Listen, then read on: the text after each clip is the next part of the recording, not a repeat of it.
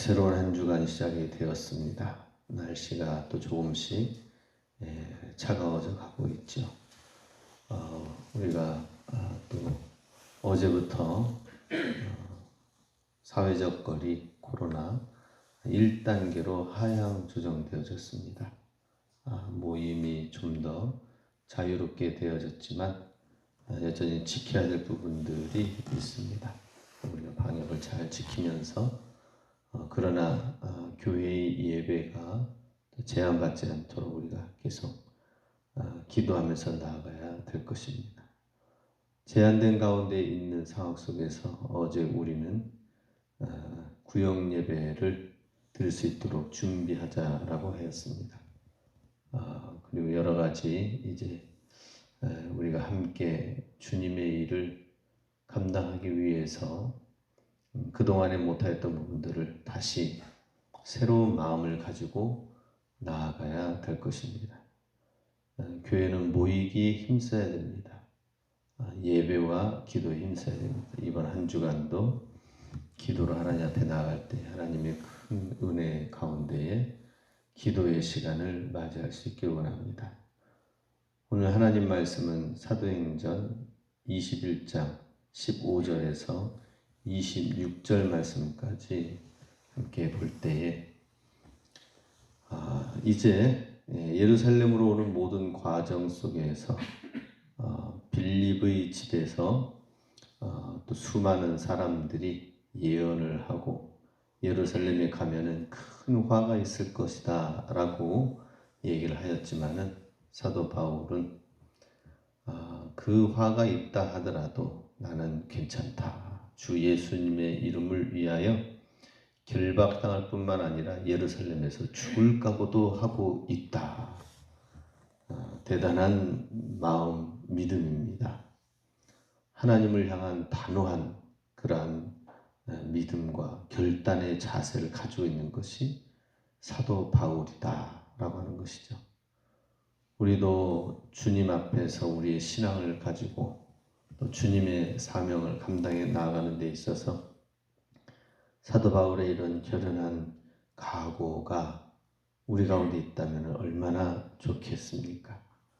신앙생활하면서 어떤 손해가 있다 하더라도 어떤 어려움이 있다 하더라도 그거는 아무런 문제가 되지 않습니다 라고 하나님 앞에 나아온다면 정말 성숙한 믿음의 모습이 아닐 수가 없을 것입니다. 이제 빌립의 집에서 15절 여러 날 후에 여장을 꾸려 예루살렘으로 올라갈새. 이 가이사랴의 지역에서 예루살렘까지는 100km에 해당됩니다. 100km 거리라면은 우리 여기에서 문막까지가 100km 정도 되지 않을까 싶습니다. 그러니 꽤 긴 먼 거리죠. 여장을 꾸려서 나아갈 때에 그 100km의 거리를 16절에 보면 가이사랴의 몇 제자가 함께 가며 한 오랜 제자 구브로 사람 나손을 데리고 가니 이는 우리가 그의 집에 머물려 함이라. 가이사랴에서 예루살렘까지 100km에 해당되는 거리를 이제 하룻밤 정도는 묵어야 되겠죠. 중간에 또 사도 바울 혼자만이 아니라 함께 가겠다고 하는 제자가 있습니다. 예루살렘에 가면은 위험할 것이다 라고 했을 때에 바울 혼자만 위험하겠습니까? 바울 일행도 같이 함께 위험하게 될 수도 있는데 그럼에도 불구하고 나는 이 주 예수를 위하여 결박당할 뿐만 아니라 예루살렘에서 죽을 각오도 하였다라고 하였음에도 불구하고 가이사랴에서 함께 가는 제자들이 있는 것을 보게 됩니다. 대단한 동행하는 믿음인 것을 보게 됩니다. 우리도 주님의 일에 동역과 동행이라는 것이 무엇인지를 보게 됩니다. 예루살렘에 가면은 큰 화가 있을 것이다 라고 하였을 때에 많은 사람들이 대부분 다 뒤로 뺄 것입니다. 용감한 믿음 있는 당신이나 하십시오. 라고 할 수도 있겠지만은 어려움이 오면 나도 같이 함께 하겠습니다 라고 하는 사람들이, 그런 제자들이 사도 바울 곁에는 있었다라고 하는 것입니다. 그래서 그 결박당할 것을 함께 생각하고 결단하고 간 사람들이 이 제자들이다라고 하는 것이죠. 100km의 거리 동안 가면서 나귀에 짐을 싣고 그리고 걸어가겠죠. 걸어가는 과정 속에서 그냥 걸어가겠습니까? 우리가 1시간, 2시간 산책하면서 보면은 길을 가다가도 이런저런 얘기를 하는 길동무, 말동무가 되는 것입니다. 사도 바울이 그동안에 어떤 시간들과 어떤 사역이 있었는지 쭉 그동안의 이야기를 이 제자들에게, 다른 사람에게 하지 못하였던 이야기들을 말씀들과 선교 사역 가운데에서 얼마나 귀한 이야기들을 함께하는 시간들이 되었겠습니까? 오늘날 보면은 가끔씩 이런 이야기가 나옵니다.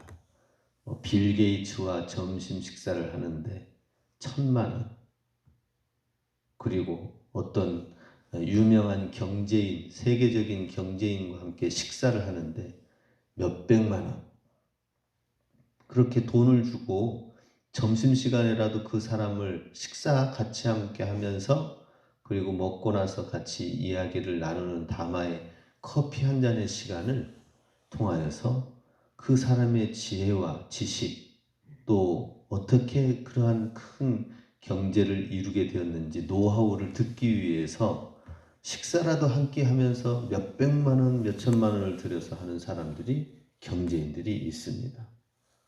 근데 사도 바울과 함께 이렇게 100km의 길을 걷는 과정 속에서 예루살렘으로 향하는 어려운 일들이 있다 하더라도 사도 바울과 함께 교제하고 동행하는 것을 더 소중히 여긴 사람들이 바로 가이사랴의 제자들이다라고 하는 것입니다. 가이사랴의 제자들은 또 누구입니까?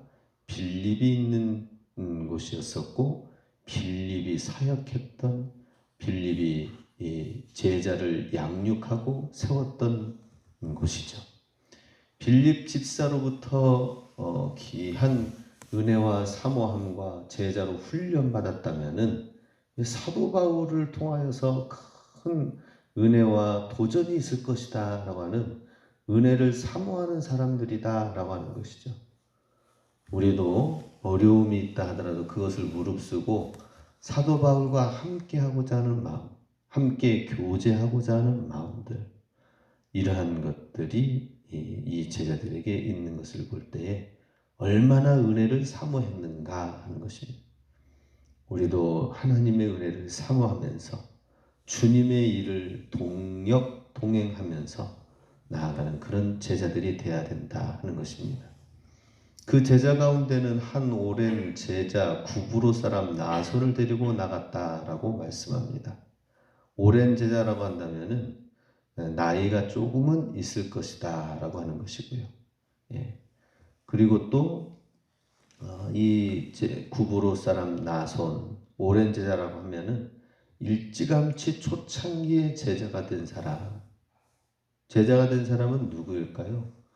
12제자 가운데 들지 못하였지만 아마 120문도 안에 있는, 혹은 500여 형제 가운데 예수님의 부활하심을 목격했던 제자들일 수가 있을 것입니다.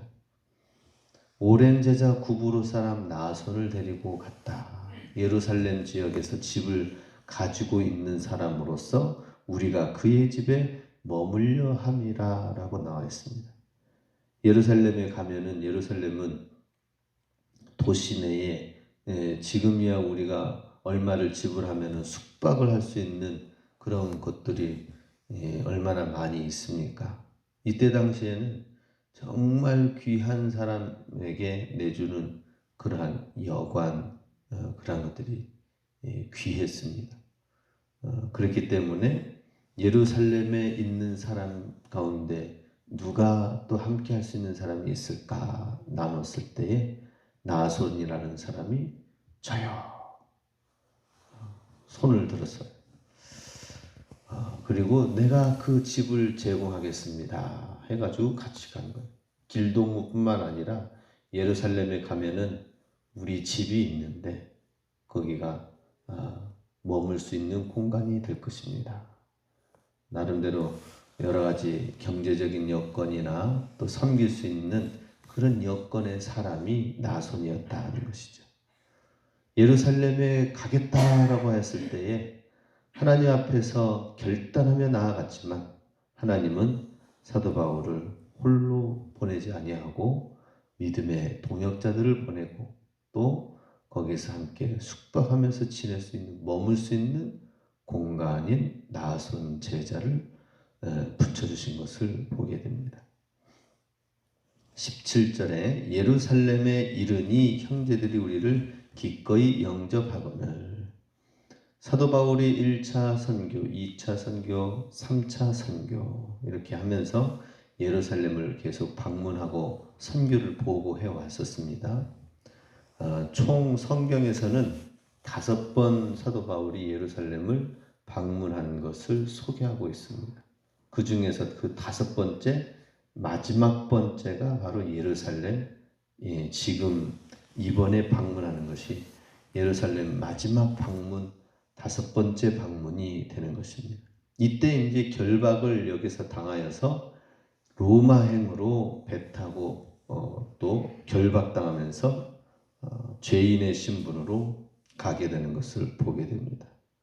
마지막 예루살렘 방문의 거기에 사도 바울이 그냥 들르지 아니하고 이방인들의 선교와 또 에베소 교회에서는 3년 동안 같이 함께 했었고 그동안에 사역했던 곳들을 곳곳에 다니면서 3차 선교 여행 때에는 나름대로 교회의 제자들이 세워져 있었던 것을 격려할 수 있는 시간들이 있었죠. 또 예루살렘에 또 환란이 임하여서 기근이 임하여서 그들을 돕도록 하자라고 해서 헌금을 모아가지고 예루살렘 교회에 이르렀습니다. 그러니 예루살렘 교회의 형제들이 영접하였다라고 하는 것은 사도 바울을 볼 때에 굉장히 싫어하는 무리들도 많이 있었습니다. 그러나 한편으로는 또 귀한 물질을 가지고 예루살렘을 섬기는 그 섬김의 손길이 있었기 때문에 또 그래서 기꺼이 영접하였다라고 표현을 하고 있습니다. 사도 바울은 예루살렘 교회를 정말 하나님의 교회의 모교로 생각하고 교회 가운데 사역자 가운데서도 그럼에도 불구하고 수많은 교회들이 있지만 예루살렘 교회를 존중하는 마음이 있는 것을 보게 됩니다. 그래서 어떻게 해서든지 모교인 예루살렘 교회를 섬기려고 하는 마음이 있었다는 것이죠. 그래서 여러 헌금들을 모아가지고 기근에 있는 예루살렘 교회 성도를 돕고자 하였다는 것이죠. 18절에 이튿날 바울이 우리와 함께 야고보에게로 들어가니 장로들도 다 있더라. 바울이 무난하고 하나님이 자기의 사역으로 말미암아 이방 가운데서 하신 일을 낱낱이 말하니, 이것은 이제 장로들 가운데에 12 제자들 가운데에 리더들 가운데에 사도 바울이 하나하나 선교 보고를 하고 있는 것을 보게 됩니다.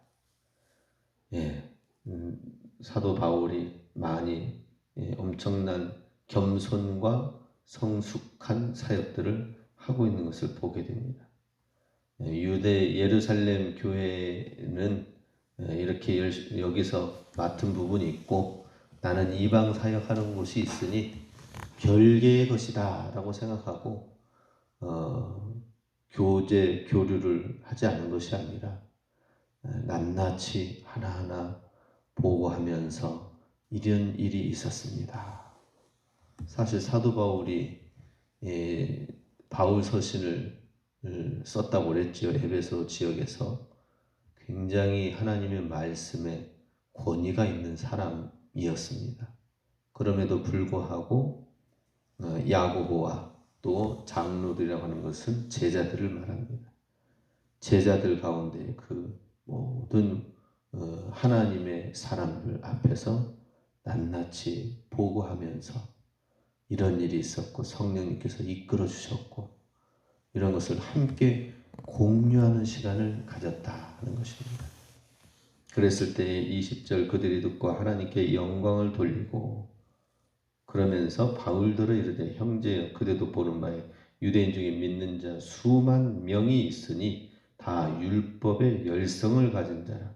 내가 이방에 있는 모든 유대인을 가르치되 모세를 배반하고 아들들에게 할례를 행하지 말고 또 관습을 지키지 말라 한다는 말을 그들이 들었도다. 그러면 어찌할꼬 그들이 필연 그대가 온 것을 들으리니 우리가 말하는 이대로 하라. 서원한 네 사람이 우리에게 있으니 그들을 데리고 함께 결례를 행하고 그들을 위하여 비용을 내어 머리를 깎게 하라. 그러면 모든 사람이 그대에 대하여 들은 것이 사실이 아니고 그대도 율법을 지켜 행하는 줄로 알 것이라 하면서 사도 바울이 율법을 무시하고 율법을 가볍게 여기고 이방인들에게 이상한 대충 믿는 신앙생활을 가르쳤다. 이런 소문이 돌지 않도록 영적인 단도리를 잘 하도록 하라 라고 했을 때 그 말을 또 잘 받아들였습니다. 그러면서 26절에 바울이 이 사람들을 데리고 이튿날 그들과 함께 결례를 행하고 성전에 가서 각 사람을 위하여 제사절까지 결례 기간이 만기된 것을 신고하니라 하면서 율법에 있는 사람들 유대인들에게 그래서 사도 바울이 고린도전서 9장 로마서죠. 로마서 9장에서 이렇게 얘기했습니다. 유대인들에게는 유대인의 모습처럼 이방인들에게는 이방인의 모습처럼 어찌하든지 그들의 풍습과 문화를 따라서 한 영혼이라도 구원하기 위하여서 자기의 권을 다 쓰지 아니하고 그 사람들이 거기에 문화에 맞춰서 복음을 위하여 구원을 위하여 나아갔다라는 말이 있습니다. 사도 바울은 이렇게 해서 이방인들도 얻고 유대인들도 얻으면서 어떻게 해서든지 한 영혼이라도 구원을 얻기 위하여 나아갔다라고 하는 것입니다. 사도 바울의 이런 복음의 열정 가운데에 예루살렘 교회는 사도 바울을 잘 영접하여서 마지막 방문을 같이 함께 교제하였습니다. 그러나 27절 이하는 이제 밖의 외부의 사정은 엄청나게 큰 소용돌이 가운데 들어가게 어려운 가운데 들어가게 되는 것을 보게 됩니다. 이로 볼 때에 사도 바울은 큰 사역을 하면서 많은 위기와 어려움들이 있을 때 교회가 보호하지 않으면 안 된다. 교회가 그를 품지 않으면 안 된다라고 하는 것입니다. 교회에서도 이방 사역을 하면서 이상하게 사역을 한다, 율법을 무시한다라고 하면서 매몰차게 사도 바울을 부시하고 반대하는 모습 가운데 있었다면 사도 바울은 어디로 가겠습니까? 하나님께서는 교회를 통하여 사도 바울을 위로하고 있는 것을 보게 됩니다. 우리 주님의 교회가 정말 사랑으로 함께 나아갈 수 있도록 기도하시고 하나님의 복음을 위하여서 어찌하든지 하나님의 복음의 사역을 감당할 수 있도록 정말 위하고 주의 복음의 사역을 감당하는 주님의 귀한 교회가 되어야 될 것입니다. 이번 한 주간도 우리가 기도하면서 주님의 교회를 사랑하고 또 성도들의 믿음이 더욱더 성숙하게 되어지고 주님의 귀한 사역을 감당해 나아가는 동행하는 그런 모든 성도들이 될 수 있도록 기도하면서 승리해 나가는 복된 한 주간 되시기 주님의 이름으로 축복합니다.